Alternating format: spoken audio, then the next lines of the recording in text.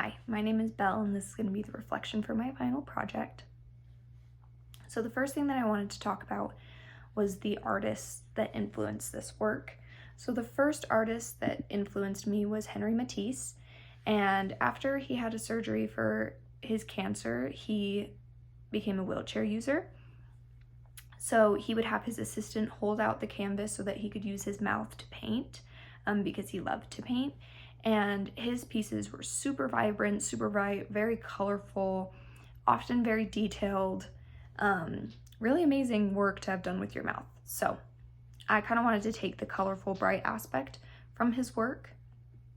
The other artist that I particularly loved was Angela de la Cruz, and she's a disabled Spanish artist, and she makes these painting sculptures where she takes the canvas and she crumples it or punches a hole through it or just rehangs it after painting it, so that it kind of becomes more of a 3D work instead of just 2D, but it's only using paint and canvas, which I thought was really interesting.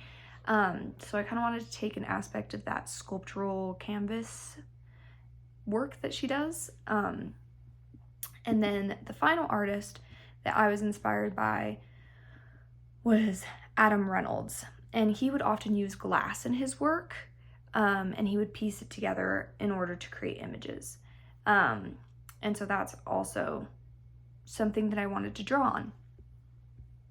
So I created this. And the process for this was pretty much, I just started out by brainstorming, doing some sketches.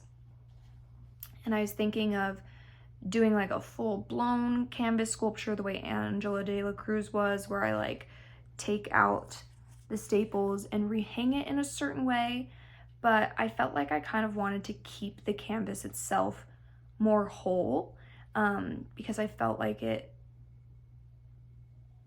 just made more sense. We'll get to that a little bit later. But so I did some sketches, and I knew that I kind of wanted to do this like puzzle-like mosaic. Originally I did want to do glass, but I was moving while I was working on this project, and my dad threw away, well, he didn't throw it away, he took it to the glass recycling, but I had a box of glass and now I don't. So I used shrink-it-ink paper, because it's a little bit thick, and clear. And so I cut that up just kind of haphazardly, and then I started by placing the inner ring, and then I kind of just worked my way out from there, but I didn't really plan the pieces out while I was cutting them. I planned them out afterward, and so that was a little bit of a challenge. I wish I had maybe planned, like maybe drew on it first so that I kind of knew what I wanted the pieces to look like, but it ended up working fine in the end. When I was first trying to think of how to kind of disrupt the canvas, I was thinking maybe multiple holes or maybe like breaking the wood, but I ended up going with just one big hole in the middle because I wanted it to represent kind of the way the pieces are falling into the hole.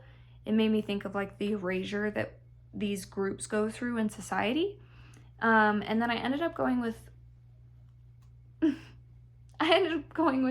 an oval canvas because I felt like it represented the cycle of the generational systemic discrimination that these groups go through and why they continue to face it today, because it is a cycle and history does repeat itself if we do not change history. So that's why I picked the circle.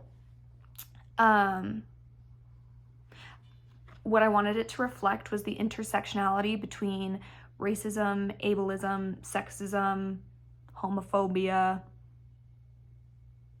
Yeah, so that's why I chose this. These different colors of the pieces represent different groups.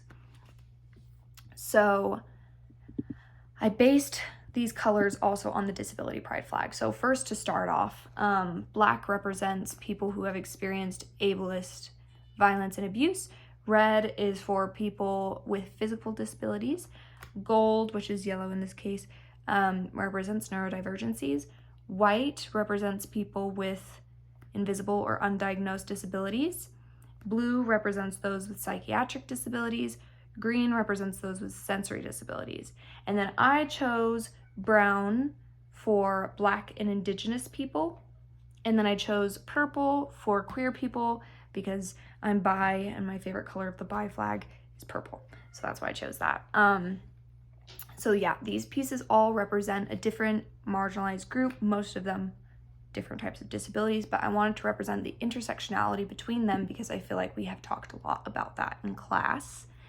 And then I chose 5 articles to kind of draw on for my work. So the first one that I chose was Constructing Normalcy by Leonard Davis, and I felt like this kind of represented, he talked about there's no such thing as like a normal body, and I felt like this kind of also was just talking about like none of these pieces are inherently perfect. I cut them out in a matter of minutes. And so I kind of wanted to show that even though some of them are curved, some of them have weird or different edges, that they were all perfect in their own way and they all fit together. And then I chose The Erasure of Indigenous People and Chronic Illness by Jen Deerenwater because I wanted to represent Indigenous people in this project as well.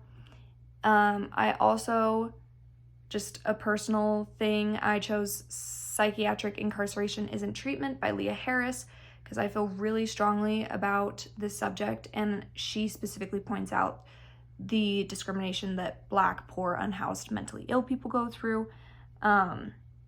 So that's part of what's represented, what I was thinking of representing with the brown piece as well, is Black people. I probably should have put a piece in here, like a different color for unhoused people. I would have, now in retrospect, now that I'm talking about this, that would have been really interesting to add, so oh well.